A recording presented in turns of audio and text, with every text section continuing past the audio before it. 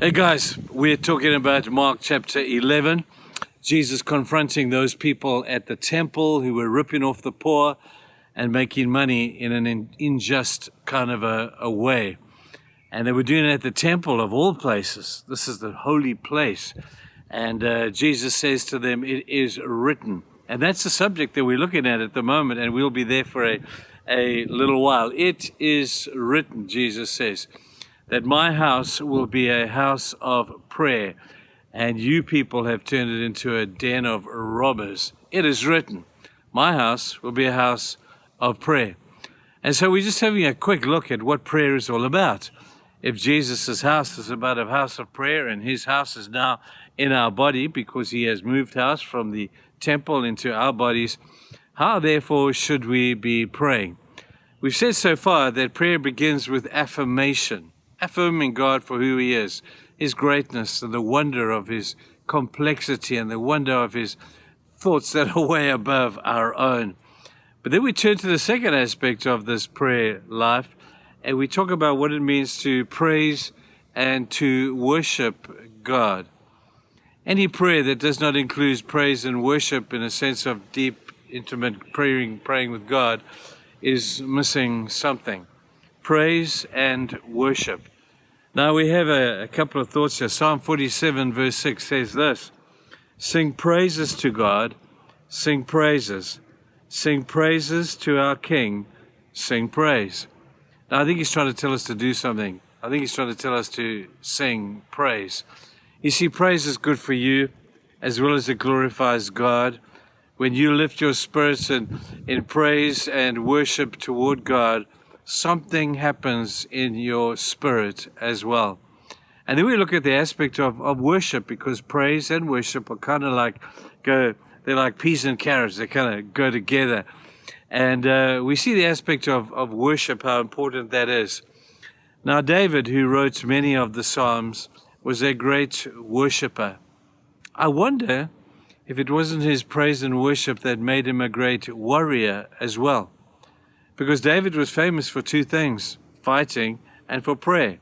He was a great war veteran. He won so many battles and he established the kingdom, but he did it on a foundation of worship. I don't think he ever went out to battle until he had spent time in praise and worship with God. And he was saying to God, whatever the consequence of this battle may be, it doesn't matter. I'm going to praise and worship you come what may. That's deep faith, people. That is really, really deep faith. In 1 Chronicles 16, verse 29, he says this: "O worship the Lord in the spirit of holiness, in the splendor of his holiness." Let me read it again to you. "O worship the Lord in the splendor of his holiness." Not yours. You don't have any ordinarily outside of the grace of God, but in the splendor of his holiness. That means in the splendor of his all-setting apartness. That means the splendor of his oneness, that there is none like him. And when we worship God in the splendor of his holiness, oh man, that does something for your soul, it does something for your spirit, and it also helps to win a few battles. So today, let's learn from David and learn to worship God with praise. Praise is good. Praise is excellent for everybody, for you and for God himself, and for worship as well. You know, when we think of David being the battler, the one who went off into war, I think again of Jehoshaphat. I'm sure those of you who know your Bibles will immediately connect with the story of Jehoshaphat, who had to go out against a great army. And so he was planning as to what to do, and God said to him, don't do anything. Just send your worship team out to battle. And he would have thought, man, who's going to fight the war if the worship team are singing, and where are the soldiers going to be? God said, just do it and watch what will happen. And as a result of his obedience, this worship team was sent out into battle. And when they got to the battle zone, all the enemy had been wiped out.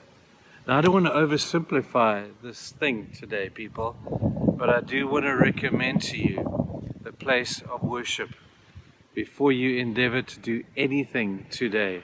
Before you face any challenge in life, won't you spend some time in praise and worship?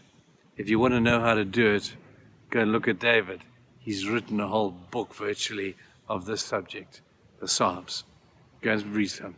Have a good day, people. We'll see you tomorrow. Bye.